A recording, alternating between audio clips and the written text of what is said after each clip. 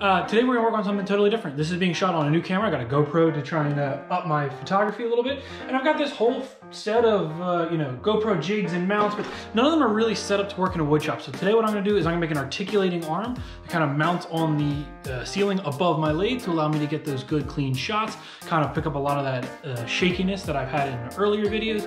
And that's what we're gonna bring on. So today you're gonna kind of follow me around, not working at the lathe, but instead building a small accessory arm to use a lot of these accessories, which again are cool mounts, but they just need a better way to hold my GoPro, which is currently set up on a, little jig, which although I love being able to shoot like this isn't really what I was going for. So that's what we're working on today. So follow along, see what happens.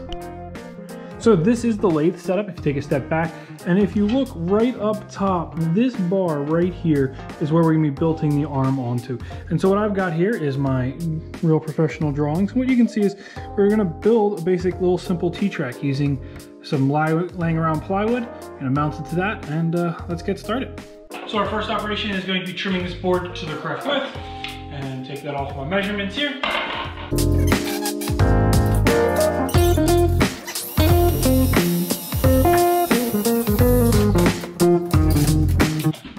Cut the size, right width. You're gonna cross cut it. You're gonna cross cut slide, get it to the right length. Cut one end, then cut it right to length.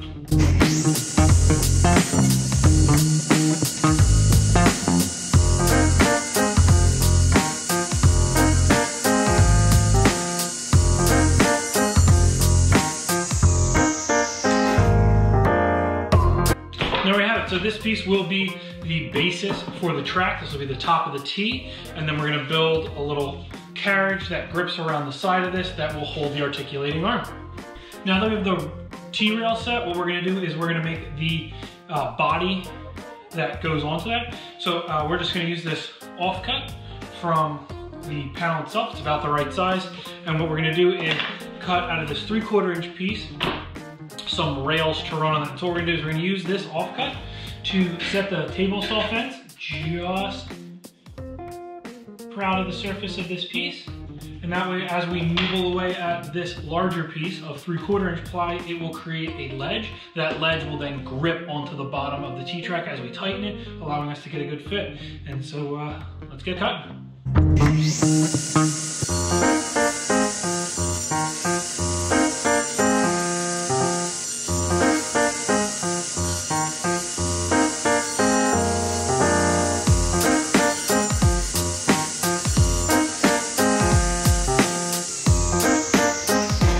Nice clean shoulder that this piece will ride in.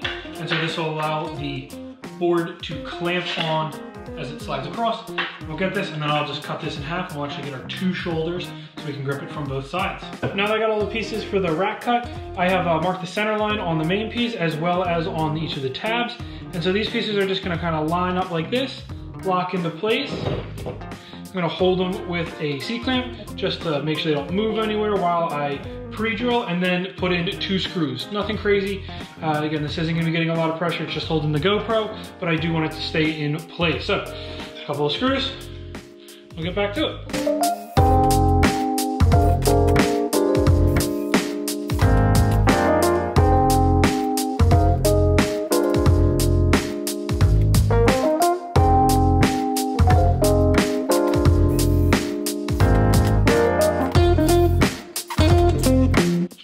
There it is, a little stiff. I'll have to do some sanding to get that fit perfect, but we do have our trammel. It'll hold up on the arm, and now this can go up.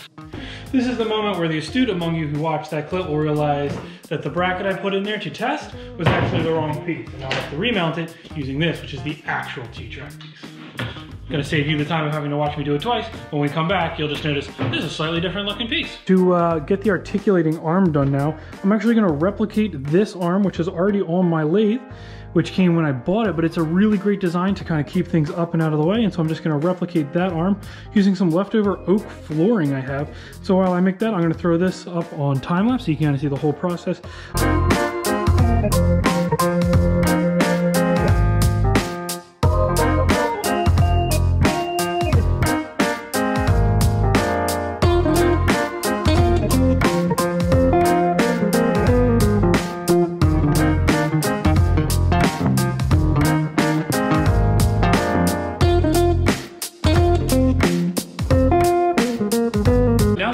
pieces are cut. They're all taped together so that they don't move and they are in sets. And what I'm gonna do is I'm going to drill a 1/4 inch hole through all of them so that they line up, but also so that we can create our pivot point. So simple 1/4 inch hole will make space for 1/4 inch bolts, which will have a star knob on one side so that they are adjustable. But to get us started, I drill some 1/4 inch holes, and I've already marked each one of these and center punch them. So all I have to do is do a quick drilling operation. And again, they are taped together so that I can gang drill them, so I do not have to worry about the offset. And then while they are gang drilled and taped together, I'm also gonna take them over to the bandsaw and cut the radius on them so that they flex and move super simply. So let's get drilling.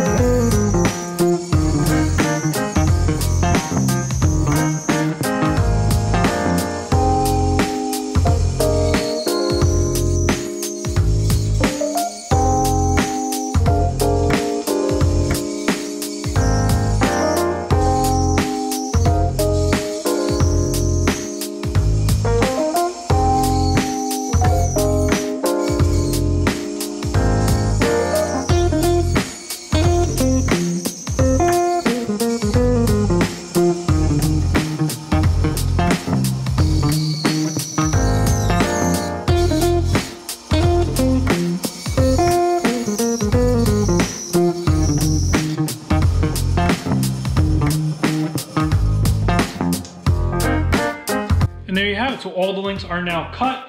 They are now ready to go. I'll smooth out these profiles later, but for right now, we can kind of test fit it up, make sure it's all working. And once we have that as a set parameter, we just have to make a base to go on here and kind of screw everything together, and we will be set.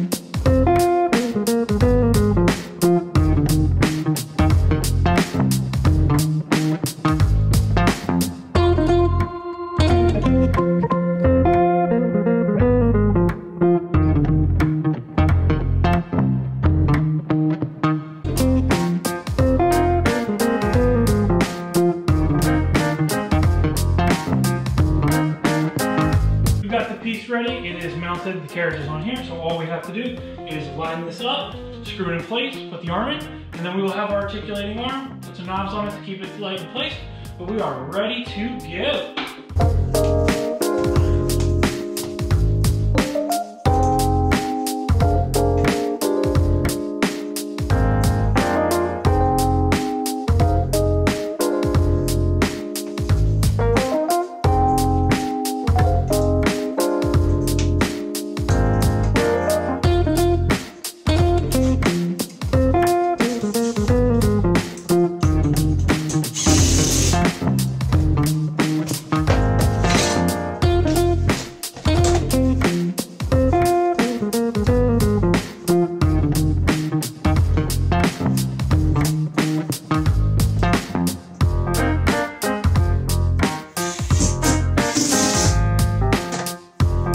Well, I designed it and I thought it would work, but it turns out I actually need to come down this far and just make this a solid bracket. So what I'm gonna do is I'm actually gonna take this piece out, I'm gonna replace it with a solid bracket that comes all the way down to here, and then have my 2 articulating arms. That give me much more room of articulation. It'll kind of clean up this bit a little bit, but it also will ensure that I get around this light without causing too many issues. So just gonna cut a new arm here, put that in, and then we will bring it back when I actually have a fixed and working articulating arm. Here we are with our finished mount. Again, I have that solid arm to here, and then a first articulation point, the second articulation point. And a change that I've made in the last week since I've been using this is I've actually added a third articulation point down here. And between these 3, there is plenty of room to get that angle exactly where you need it. The other big change is that I swapped out the threaded rod for a carriage bolt. with a wing nut and washer really locks this piece into place. So throw it on the mount and show you what it looks like. And there we have it. Here is the finished mount. You guys are on the GoPro mount. Again, the benefit of this system is mounted to the ceiling, so all the vibrations from the lathe that go right into the floor stay in the floor. And unless the floor joist and the ceiling joist in the wall start shaking, you guys are gonna stay nice and stable, which means I can spin the lathe up as fast as I want with as wonky as a piece as necessary, and we can still get a nice, clean shot. Now, the benefit of this also is the movement, and so that I'm gonna be able to get a shot not only here, looking this way, but I can articulate the arm in any way needed to get that perfect shot. So the only thing left to do is work on some projects, bring you guys along, now with cleaner footage and less shakiness. So follow along in the next one, see where we go.